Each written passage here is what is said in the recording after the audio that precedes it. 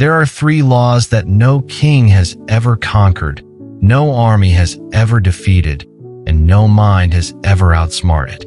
They follow every human being from the moment we take our first breath. The laws of aging, sickness, and death. No matter how much we achieve, how strong we feel, or how desperately we chase youth, these 3 truths walk silently behind us, waiting for the day we finally turn around to face them. Welcome to Echoes of Wisdom, where we explore the timeless truths that shape every life. Today, we face the unavoidable laws, those that remind us not of despair, but of the urgency to live with meaning. When we are young, we think time is endless. Days feel abundant, and death is something that happens to other people. But slowly, the mirror begins to whisper. The body changes. The energy fades. Friends we once knew are gone. Life starts to reveal its true nature, not as an eternal climb, but as a fragile dance that ends sooner than we expect. The Stoics did not avoid this truth. They embraced it. To them, confronting mortality was not morbid. It was the only way to truly live. The first law, aging. We are all born with the illusion that time is on our side. We believe we will always have more of it. But as the years pass, the illusion cracks. The things that once felt permanent, beauty, strength, ambition, begin to slip quietly away. We resist. We dye our hair, chase youth through surgery and fashion, hide our wrinkles behind filters. But nature does not bargain. Seneca wrote, "Life is long if you know how to use it." He didn't mean that we could escape time, but that we could fill the time we have with purpose instead of fear. Aging is not the enemy, it is the reminder. Every wrinkle is a record of laughter and tears. Every scar, a proof that you lived. The Stoics believed aging was not decay, but transformation, a process of refinement. The body may weaken, but the mind can grow deeper, wiser, freer. To fear aging is to fear the natural unfolding of life itself. Marcus Aurelius wrote in his Meditations, "Do not despise death, but welcome it, for nature wills it as she wills the growth of the child." Aging is the rehearsal for acceptance, the preparation for release. Yet in our modern world, we worship youth like a god. We avoid old age as if it were shameful, forgetting that the alternative to aging is dying young. In running from age, we run from life. The Stoics would remind us, don't cling to youth.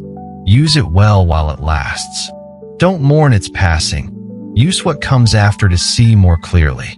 A young body with a restless mind is far less powerful than an aging body guided by calm wisdom. The second law, sickness.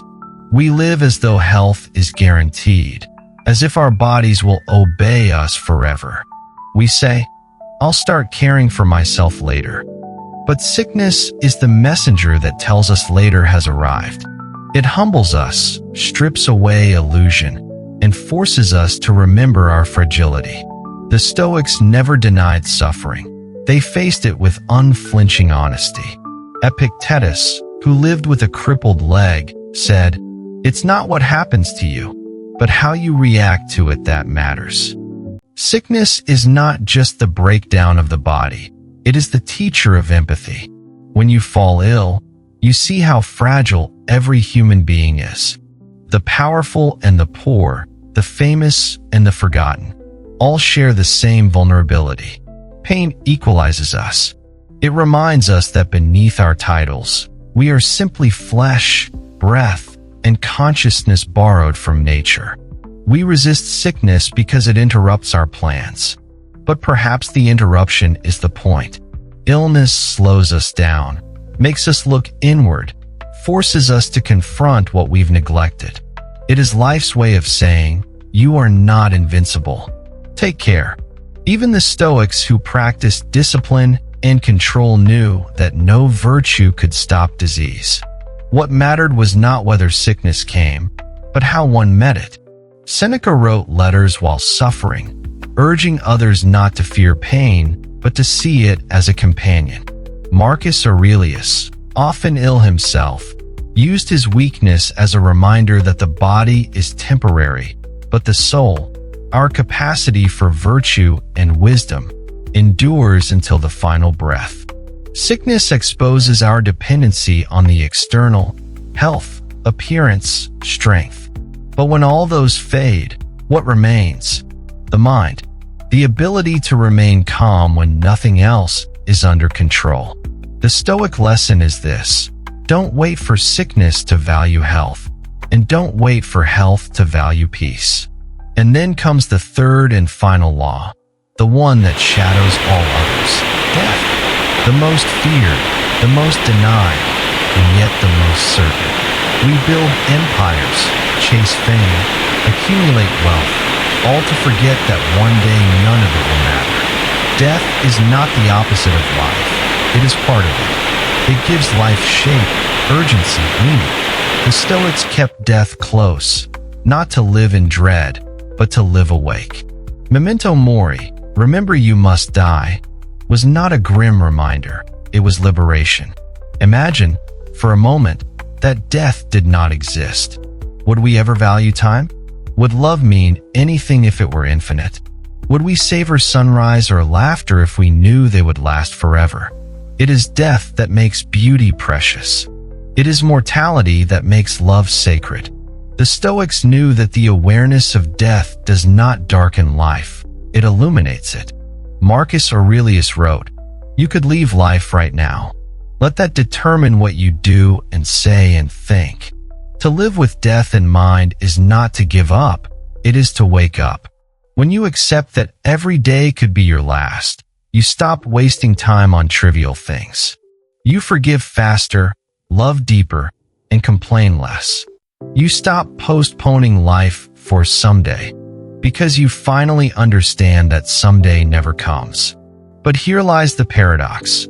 We know we will die, yet we live as if we won't. We plan decades ahead and ignore the hour before us. We fear death because we cling too tightly to what cannot last. The Stoics invite us to loosen our grip, to see death not as theft, but as return. Life is a loan from nature, and death is the moment we give it back. The wise man does not mourn the return. He gives thanks for the privilege of having borrowed it at all. Aging, sickness, death, these are the unavoidable laws. We cannot stop them, but we can transform how we meet them. To fear them is to fight the universe. To understand them is to align with it. When you realize that you will age, you stop wasting youth. When you accept that sickness will come, you stop taking health for granted. When you remember that death is inevitable, you stop postponing what matters most. The Stoics lived every day under these three laws, not with dread, but with grace. Marcus Aurelius woke each morning knowing it could be his last, yet greeted it with gratitude. Epictetus endured suffering but found freedom in his mind. Seneca, facing death by his own hand, met it calmly, writing letters until his final breath. To understand the laws of life is to stop pretending you are immortal. The tragedy is not that we die, but that we forget we are dying. We build, plan, argue, envy, as if we had forever. But forever does not belong to us. Only this moment does. Look around you. Everything you see is passing away. Every person, every tree, every sunrise, temporary. But that's not cause for despair. It's cause for wonder. The impermanence of life is not a flaw. It's its beauty. If everything lasted forever, nothing would mean anything. Death is not the destroyer of meaning. It is its creator. So, how should we live, knowing these laws cannot be escaped? The Stoics would say, with awareness, gratitude, and virtue. Use your time wisely. Speak truth kindly. Love without delay. Prepare your mind, not for immortality, but for integrity. When death comes, let it find you living, not merely existing. And when the body begins to age, when illness knocks, when death draws near, remember, these are not punishments. They are reminders that everything borrowed must one day be returned. Nature gives, and nature takes back. To fight this is madness. To accept it is wisdom. If aging humbles you, let it. If sickness slows you, learn from it. If death comes, meet it as an old friend who has walked beside you all your life. For the truth is, he has. And so, the next time you look in the mirror and notice another wrinkle, whisper a thank you. The next time your body hurts, remember it is still alive enough to feel. The next time you fear death, remember that fear wastes the little life you still have.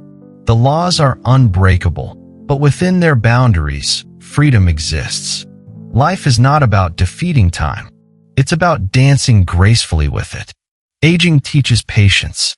Sickness teaches compassion. Death teaches appreciation. Together, they form the trinity of human awakening. The Stoics remind us, we cannot control how long we live, but we can control how well. We cannot escape suffering, but we can choose what it means. We cannot avoid death, but we can meet it with dignity. And so, when the end comes, and it will, may you meet it not with fear, but with calm eyes and a grateful heart, whispering, I lived. If this reflection spoke to your soul, share it with someone who fears time.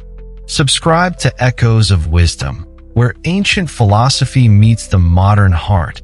And together, let us remember, aging is not the end, sickness is not the curse, and death is not the enemy. They are simply the laws that remind us how precious it is to be alive.